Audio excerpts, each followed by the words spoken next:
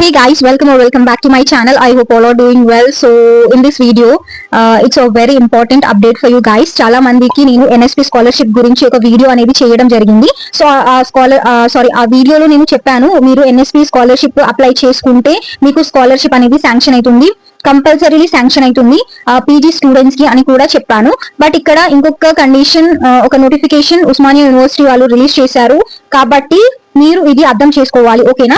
ఇప్పుడు మీరు ఓన్లీ ఏదైనా ఒక స్కాలర్షిప్ ని మాత్రమే అప్లై చేసుకోండి.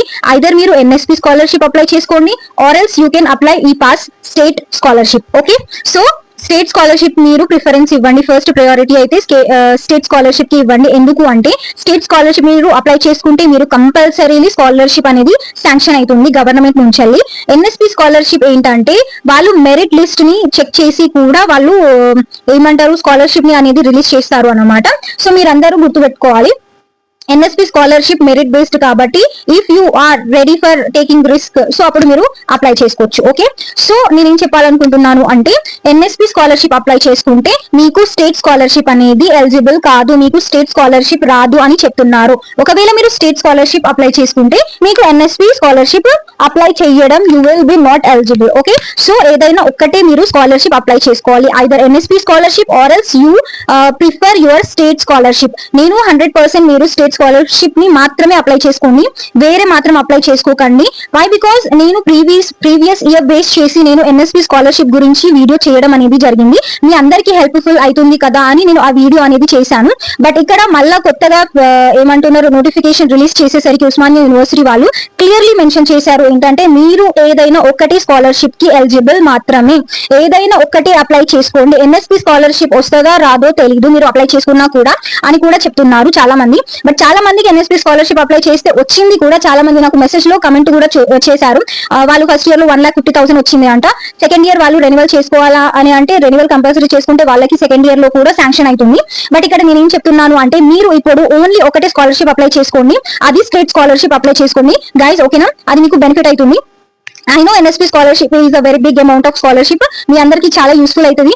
బట్ మనం రిస్క్ తీసుకోలేము కాబట్టి మీరు go for the state scholarship అని క్లారిటీగా నేను చెప్తున్నాను. తర్వాత ఎలాంటి మిస్కన్సెప్షన్ పెట్టుకోకండి. ఓకేనా?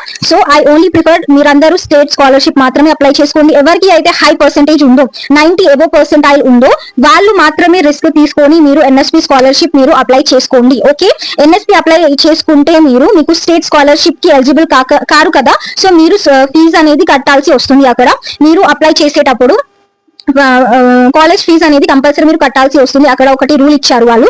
సో మీరు NSP స్కాలర్షిప్ కనుక మీరు అప్లై చేసుకుంటే మీరు NSP స్కాలర్షిప్ కి ప్రిఫరెన్స్ ఇస్తే మీరు కాలేజ్ ఫీజు అనేది కంపల్సరీ కట్టాలి or else hostel fees something ఏదో కట్టాలి అని చెప్పారు. దాని రిగార్డింగ్ నేను ఇంకొక క్లియర్లీ వీడియో చేస్తాను అని చెప్పారు. సో కాలేజ్ కి జాయిన్ అయ్యేటప్పుడు ఫీజు కట్టాల్సి వస్తుంది అని చెప్తున్నారు. ఒకవేళ మీరు స్టేట్ లెవెల్ స్కాలర్షిప్ అప్లై చేసుకోకపోతే దట్స్ వై ఐమ్ సేయింగ్ మీరు స్టేట్ లెవెల్ స్కాలర్షిప్ ని అప్లై చేసుకోండి. Go with that only, don't apply for NSP scholarship. I'm saying why? Because don't take risk. Government మన తెలంగాణ ఈ పాస్ లో మనకి కంపల్సరీ 100% స్కాలర్షిప్ శాంక్షన్ చేస్తారు కాబట్టి మీరు దానికి ఎక్కువ ప్రిఫరెన్స్ ఇవ్వండి. సెంట్రల్ స్కాలర్షిప్ మీరు లీస్ట్ ప్రిఫరెన్స్ ఇవ్వండి. ఇట్స్ యువర్ కంప్లీట్ చాయిస్, అది మీ మీద ఉంది. నేను మీకు క్లియర్లీ మెన్షన్ చేశాను. మీరు ఇప్పుడు ఏదైనా ఒకటి స్కాలర్షిప్ కి ఎలిజిబుల్, మీరు రిస్క్ తీసుకోవాలనుకుంటే NSP కి అప్లై చేయండి. Otherwise you simply go for ఈ పాస్ స్కాలర్షిప్. ఈ పాస్ అంటే స్టేట్ లెవెల్ స్కాలర్షిప్ మీరు అప్లై చేసుకోండి. స్టేట్ లెవెల్ స్కాలర్షిప్ కూడా నవంబర్ నుంచి స్టార్ట్ అయిపోతుంది, మీరు అప్పటి వరకు అప్లై చేసుకోవచ్చు. ఓకేనా? హోప్ యూ మీకు అర్థమైంది అనుకుంటా. అసలు ఈ వీడియో నేను కంపల్సరీ చేయాలనుకున్నాను. మీరందరూ కూడా మళ్ళా NSP స్కాలర్షిప్ అప్లై చేసిన తర్వాత మళ్ళా స్టేట్ కి ఎలిజిబుల్ కాకపోతే ఎట్లా అని సో నేను చాలా రీసెర్చ్ చేసిన తర్వాత నాకు కూడా తెలిసింది. నిన్న evening I was searching about అసలు ఏంటిది బోత్ అప్లై చేసుకోవచ్చా లేదా. పోయినసారి ఇద్దరు అంటే both NSP and state level apply చేసిన వాళ్ళకి 2 స్కాలర్షిప్ వచ్చింది అని చెప్పారు కదా.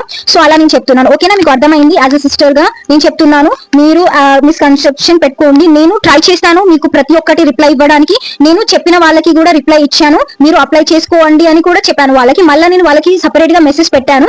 సో మీరు ఓన్లీ ఏదైనా ఒకటి స్కాలర్షిప్ కి ఎలిజిబుల్ అవుతారు, సో మీరు అది అప్లై చేసుకోండి, స్టేట్ లెవెల్ స్కాలర్షిప్ కి అప్లై చేసుకోండి, ఎన్ఎస్పీ అప్లై చేయకండి అని కూడా నేను మెసేజ్ లో వాళ్ళకి ఫార్వర్డ్ చేశాను. సో మీరందరూ కూడా స్టేట్ లెవెల్ స్కాలర్షిప్ మాత్రమే అప్లై చేసుకోండి. ఓకేనా సిస్టర్స్ అండ్ బ్రదర్స్, మీకు అర్థమైంది అనుకుంటాను. సారీ, నేను ప్రీవియస్ ఇయర్ లో అందరూ మీరు అప్లై చేసుకోవచ్చు, మీరు బోత్ అప్లై చేసుకోవచ్చు అని చెప్పాను. బట్ దిస్ ఇయర్ వాళ్ళు రూల్స్ అండ్ రెగ్యులేషన్స్ చేంజ్ చేశారు కాబట్టి దాంట్లో నేను ఏం చెయ్యలేను. పోయిన వాళ్ళు ఎవరైతే అప్లై చేసుకున్నారో వాళ్ళు they are very lucky. But this year అసలు వాళ్ళు ఎందుకు ఇట్లా చేశారో నాకు కూడా తెలియదు.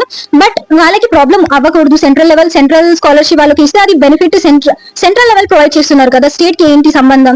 వాళ్ళ స్టూడెంట్స్ కి బెనిఫిట్ అవుతుంది కదా. మీరు రెండు ఎలిజిబిలిటీ పెడితే బాగుంటది కదా. ఎందుకు అలా అసలు లాస్ట్ మినిట్ లో ఇట్లాంటిది ఏదైనా రూల్స్ అండ్ రెగ్యులేషన్స్ పెడితే డిఫరెంట్ అనిపిస్తుంది. సో మీరందరూ స్టేట్ లెవెల్ స్కాలర్షిప్ కి అప్లై చేసుకోండి. ఓకేనా గైస్, మీకు వీడియో నచ్చినట్లయితే లైక్ చేయండి, షేర్ చేయండి, కమెంట్ చేయండి. ఓకేనా guys, hope you understood about this video. By.